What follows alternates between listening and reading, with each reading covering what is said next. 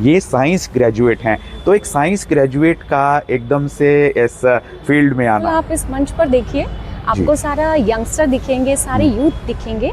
हमने भगवा धारण किया है। भगवा धारण करने का मतलब ही होता है त्याग, कि हम मानव में क्रांति से विश्व में शांति का संकल्प लेकर चले। छोटी छोटी गैया छोटे छोटे ग्वाल, छोटो सो मेरो मदन गोपाल। नमस्कार, मैं डॉक्टर विनय गुप्ता और मिलवाने जा रहा हूँ आपको कथा व्यास भागवत भास्कर साध्वी सुश्री आस्था भारती जी से, जो आई हुई हैं दिव्य ज्योति जागृति संस्थान नई दिल्ली से हमारे यहाँ कैथल हरियाणा में भागवत कथा करने, श्रीमद् भागवत कथा। और आज तीसरा दिन है। स्वागत है साध्वी जी आपका कैथल हरियाणा में। ये साइंस ग्रेजुएट हैं, तो एक साइंस ग्रेजुएट का एकदम से इस फील्ड में आना मैं कैसे हो पाया साध्वी जी? एक्चुअली ये है कि बचपन से ही, क्योंकि हम भारत भूमि पर रहते हैं जी, तो भारत की भूमि में संस्कार हैं, संस्कृति है। हमें बचपन से ही सिखाया गया है कि मंदिर जाना है, पूजा करनी है, व्रत रखने हैं, उपवास रखने हैं। लेकिन इन सब के पीछे विज्ञान क्या था?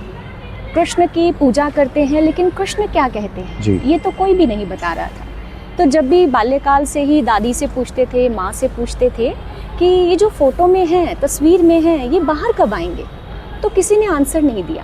फिर एक बार दिव्य ज्योति जागृति संस्थान, हमारे गुरुदेव हैं श्री आशुतोष महाराज जी, उनका सत्संग कार्यक्रम हुआ और वहाँ ये कहा गया कि ईश्वर दर्शन का विषय है। मंदिर मंदिर मूरत तेरी, अजहू ना देखी सूरत तेरी, युग भी तेना आई मिलन की पूरन मासी रे, दर्शन दो घनश्याम नाथ मोरी अखियां प्यासी। जी, इससे मैं आपका अगला सवाल आपसे ये पूछना चाहूँगा कि आप इसमें आई हैं, धार्मिक क्षेत्र में आई हैं, तो ये आप अपने मन से आई या आपको लगा कि हाँ मुझे यहाँ पर ज़्यादा प्रसिद्धि मिलेगी या जहाँ मैं जुड़ पाऊँगी इस तरह से? क्योंकि आजकल कहा जाता है कि वही इस फील्ड में आता है ग्रेजुएट करके या साइंस का फील्ड लेके, जिसे लगता है कि मैं फेस बन पाऊँगी या मैं ज़्यादा। नहीं, नहीं, नहीं, नहीं, हमने भगवा धारण किया है। भगवा धारण करने का मतलब ही होता है त्याग, समर्पण का भाव है। यहाँ ना नाम है, ना प्रसिद्धि है, कुछ नहीं। यहाँ बस एक भाव है, जो मुस्कुराहट हमें मिली, जो ज्ञान दीक्षा हमें मिली और जो एक सनातन धर्म का शाश्वत विज्ञान था जो हमने अपने अंदर में देखा है। हम क्या करते हैं, भगवान को मानते हैं जी, भगवान को जानना भी तो है, भगवान को देखना भी तो है जी। लाइफ का लक्ष्य क्या है? मैं छोटा एग्जाम्पल देती हूँ। रविंद्रनाथ टैगोर, उन्होंने रामकृष्ण परमहंस से पूछा जीवन का लक्ष्य क्या है। उन्होंने कहा आप क्या समझते हैं? तो उन्होंने कहा अच्छा संसार चलाना, बच्चों का पालन पोषण करना, यही है। कहते कि नहीं, ये संसार का जीवन का कर्तव्य है, लक्ष्य नहीं। लक्ष्य क्या है? लक्ष्य है भगवान का दर्शन करना। जी, मैं 2 दिन से लगातार आपकी कथा सुन रहा हूँ, उसमें एक मेरे को बहुत ही स्टैंडर्ड नज़र आया, क्योंकि मैं इतनी भागवत अटेंड कर चुका हूँ। यहाँ पर रदरफोर्ड की बात हो रही है, एल्बर्ट आइंस्टीन की बात हो रही है, रविंद्रनाथ टैगोर की बात हो रही है। तो ये मिश्रण आप कैसे कर पा रही हैं और क्या इससे यूथ भी कनेक्ट हो पा रहा है? क्योंकि अक्सर देखा गया है कि भागवत में 40+ लोग आ रहे हैं, 50+ लोग आ रहे हैं। Are you witnessing that the youngsters are also attending this Bhagwat Katha? हाँ जी, हाँ जी, बिल्कुल। आप इस मंच पर देखिए, आपको सारा यंगस्टर दिखेंगे, सारे यूथ दिखेंगे। और हमारा एक प्रोग्राम होता है self assessment management program SAM, जिसमें भर भर कर यूथ आता है ना।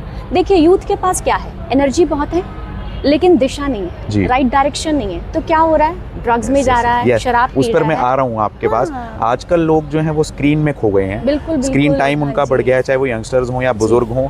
आपकी कथा भी कई लोग स्क्रीन पर देखते होंगे, जबकि आपको एक रिसर्च की बात बता दूं कि स्क्रीन जब हम ज़्यादा यूज़ करते हैं तो हमारे अंदर वर्चुअल ऑटिज्म डेवलप हो जाता है बच्चों के अंदर। तो क्या मानती हैं कि भागवत कथा को कैसे हम मॉडिफाई कर सकते हैं, चेंज कर सकते हैं, इंटरेस्टिंग बना सकते हैं कि बच्चे स्पिरिचुअलिटी से भी जुड़ें, अच्छा मैसेज भी जाए? उसके बारे में आप क्या कहेंगी? देखिए, हमारे गुरुदेव श्री आशुतोष महाराज जी कहते हैं ये जो ज्ञान है ना, ये छोटे बच्चे के लिए, क्योंकि देखिए भागवत में क्या है, ध्रुव की गाथा है, प्रहलाद की स्टोरी है, वो 4 से 5 वर्ष के हैं, है ना।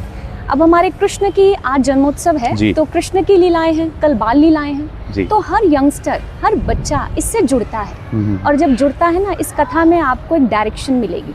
वो डायरेक्शन जो भगवान कृष्ण ने अर्जुन को दी। अर्जुन क्या कर रहा था? स्ट्रेस में था ना, डिप्रेशन में था। उसने कहा मैं गांडीव नहीं उठा सकता, जो आजकल के यंगस्टर्स करते हैं, वो सुसाइड कर लेते हैं। बट अर्जुन ने ये नहीं किया, क्योंकि सामने कृष्ण खड़े थे।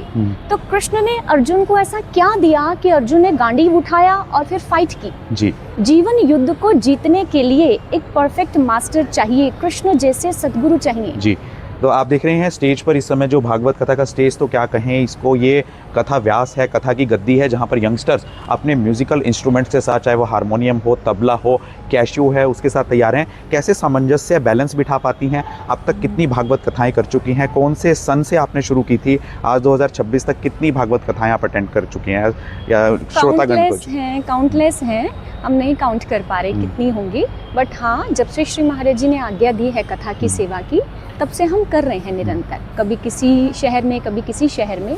और हमारा मोटिव बहुत क्लियर है कि हम मानव में क्रांति से विश्व में शांति का संकल्प लेकर चले हैं। श्री महाराज जी कहते हैं, अगर मानव में क्रांति आ गई, एक इंसान बदलेगा, एक इंसान से धीरे धीरे पॉजिटिविटी आएगी, परिवार बदलेगा, परिवार से सोसाइटी बदलेगी, और सोसाइटी से भारत बदलेगा, और फिर विश्व बदलेगा जी। तो यही विजन है श्री महाराज जी का, मानव में क्रांति से विश्व में शांति। तो जैसे इतने सारे यहाँ पर यंगस्टर्स आए हुए हैं, इनको क्या आपकी क्या चीज़ आकर्षित की कि ये लोग आपसे जुड़ पाए? क्या आगे चलकर ये भी कथा व्यास करेंगे या ये म्यूजिकल इंस्ट्रूमेंट्स के लिए? जी, एक्चुअली क्या है, श्री महाराज जी जो हैं, गुरुदेव जिसको आज्ञा देते हैं, इस मंच पर बैठा हर एक साधक अपने आप में सत्संग कर सकता है, कथा कर सकता है।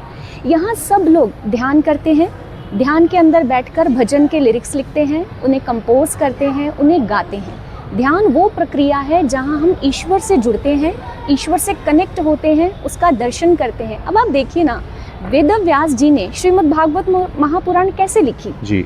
साधना में बैठे, ध्यान में बैठे, कृष्ण की लीलाओं को देखा और सारी लीलाओं को लिख दिया जी। आपकी आवाज़ बहुत ही सुरीली है, आपका कंठ बहुत ही मधुर है। क्या आपके मधुर कंठ से हम आज कृष्ण जन्मोत्सव यहाँ पर सेलिब्रेट किया जाएगा? एक पंक्ति या दो पंक्तियाँ आप कुछ गाकर सुनाना चाहें तो। छोटी छोटी गैया, छोटे छोटे ग्वाल, छोटो सो मेरो मदन गोपाल, हरि छोटो सो मेरो Madan Gopal. So she is Bhagavad Bhaskar, Katha Vyas Bhagavad Bhaskar Sadhvi Sushri Astha Bharti ji, who has come to our city Kaithal for organizing this 7-day Bhagavad Katha starting from 9th March 2026 to 15th March 2026. We should all attend this Bhagavad Katha. We should listen to her, क्योंकि भारत की बेटी पढ़ भी रही है, भारत की बेटी आगे बढ़ भी रही है, और भारत की बेटी स्पिरिचुअलिटी के ज़रिए पूरे विश्व को ज्ञान भी दे रही है, और उसमें मदद कर रहा है दिव्य ज्योति जागृति संस्थान, जो आपके शहर में आया है श्रीमद् भागवत कथा करने। मैं डॉक्टर विनय गुप्ता, पुराना बस स्टैंड कैथल से।